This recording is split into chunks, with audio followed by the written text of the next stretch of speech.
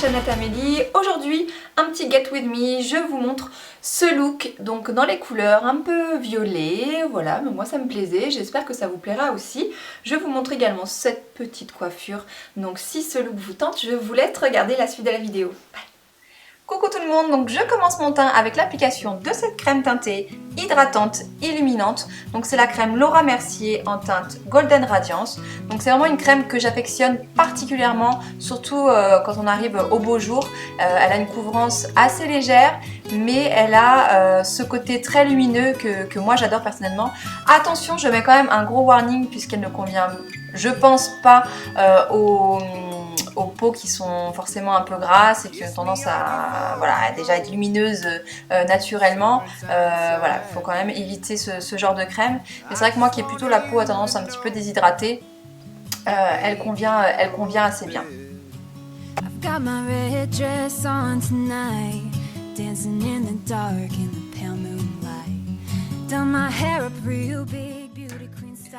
Ensuite j'applique un petit peu de bronzer, donc c'est le bronzer Hoola de Benefit, donc je l'applique avec un pinceau normalement que vous trouvez dans vos blushs, qui est un pinceau très très fin qui permet de bien marquer le creux. Alors c'est quelque chose que je fais très régulièrement, je pense que vous l'aurez remarqué dans mes vidéos, tout simplement parce que j'ai les joues un petit peu, voilà, c'est pour creuser un petit peu mes joues, j'ai le visage assez rond, donc quand on a le visage rond, on n'hésite pas à donner des formes un petit peu, des ombres et des lumières, donc c'est ce que je suis en train de faire. Pareil au niveau du front, j'ai le front assez large, donc j'essaye de cacher et donner des ombres à ce niveau-là.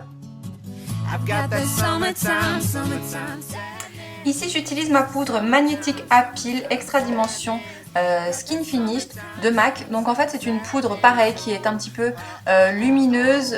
C'était une collection limitée il me semble, je ne sais pas si vous pouvez la trouver, mais il y en a un petit peu dans le même style en collection permanente de chez MAC. Donc elle va flouter un petit peu mon bronzer et essayer de faire un petit dégradé au niveau des joues, et ça apporte une petite touche lumineuse supplémentaire.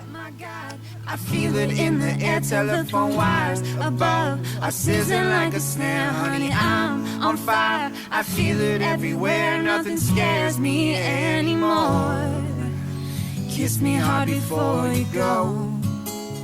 Summertime sadness. Ici j'applique donc mon baume hydratant à lèvres de Bobbi Brown. Baby, you're the best. Ensuite j'applique ma base de fard à paupières lissante, la Shadow Insurance. C'est pareil, c'est quelque chose que vous voyez très souvent dans mes vidéos, puisqu'à chaque fois que j'applique un fard à paupières, je mets systématiquement une base qui permet de faire tenir et d'intensifier un petit peu les fards. Ici j'humidifie un petit peu mon pinceau pour pouvoir ensuite le tremper dans mon kit à sourcils Medium Brow Powder. Donc pourquoi j'humidifie? Tout simplement pour intensifier un petit peu le fard et voilà, marquer un petit peu plus mon sourcil.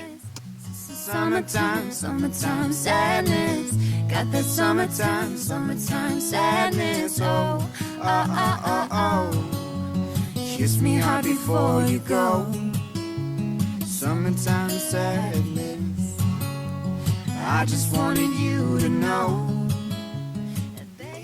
Étape indispensable quand on marque son sourcil avec un crayon ou avec une poudre, il faut bien sûr le brosser avec un goupillon pour estomper un petit peu et que ça fasse quand même un minimum naturel.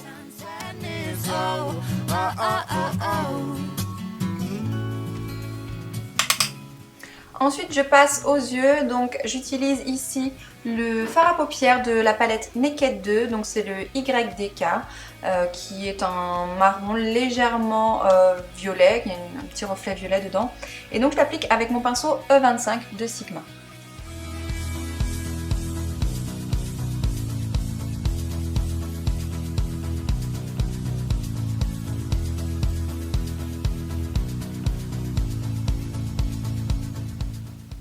En ras de cils inférieur, donc même fard à paupières, même pinceau, comme on veut quelque chose d'assez fumé, d'assez bien fondu, donc j'applique ce fard à paupières en ras de cils et j'estompe avec mon pinceau E25. Ici j'utilise le crayon Urban Decay, la teinte c'est Vis. Alors tout d'abord ce crayon je vais l'appliquer donc sur tout mon ras de cils de ma paupière mobile, mais je vais quand même toutefois bien insister sur mon coin externe. J'applique également le crayon sur la muqueuse de la paupière supérieure et inférieure. Donc c'est quelque chose quand on a les yeux sensibles, ce qui est vraiment pas évident. Généralement ça fait un petit peu pleurer les yeux. Pour estomper le crayon en ras de cils, je prends mon pinceau que j'aime beaucoup pour ça parce qu'il a les poils vraiment très serrés. C'est le E34 de Sigma.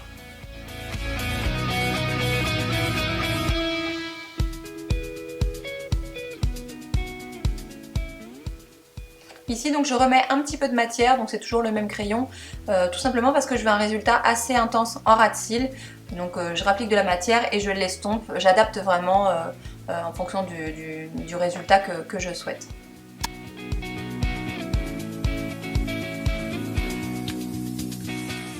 Je reprends un pinceau E25 bien propre, tout simplement pour vraiment fondre la matière, avoir quelque chose de bien dégradé, de bien fondu. C'est hyper important dans un maquillage, voilà, d'insister sur l'estompage des fards à paupières.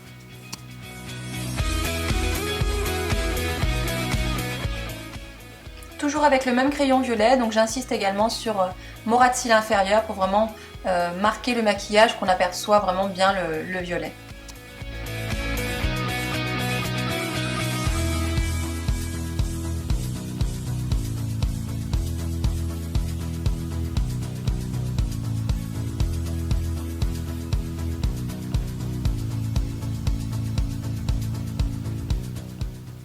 Ici donc on passe à l'étape du mascara, donc j'utilise mon nouveau mascara, le The One by One, le Volume Express de Maybelline.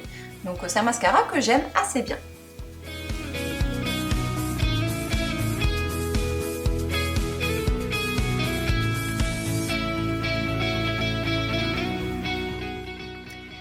Ici je mets un petit peu de couleur sur mes joues, donc j'applique le blush Gleeful, c'est un minéraliste de chez MAC.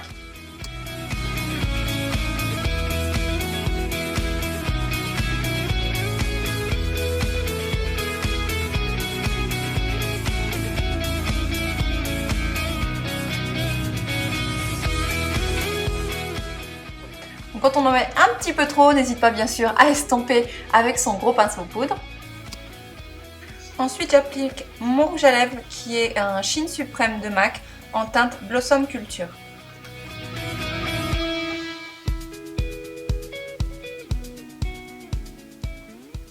J'en rajoute une petite couche avec le gloss MAC, le confetti.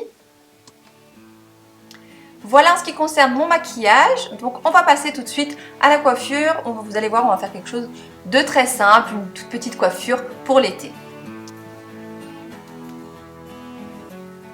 Alors pour cette coiffure, c'est très simple, donc ici je prends une première séparation et je fais une première tresse.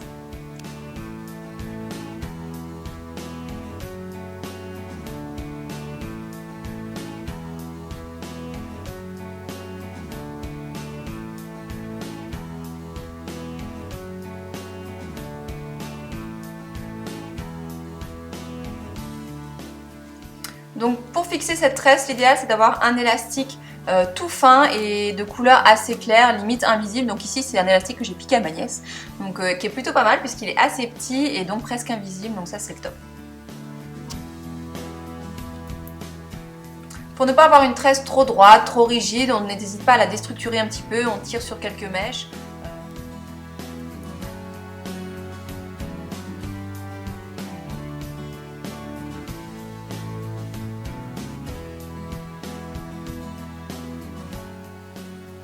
Ici donc seconde tresse que je fais avec les mèches qui se trouvent sur la bordure, que je vais également fixer avec un élastique qui sera un petit peu plus voyant cette fois, mais c'est pas grave puisqu'il sera caché donc avec les mèches qui sont sur l'arrière.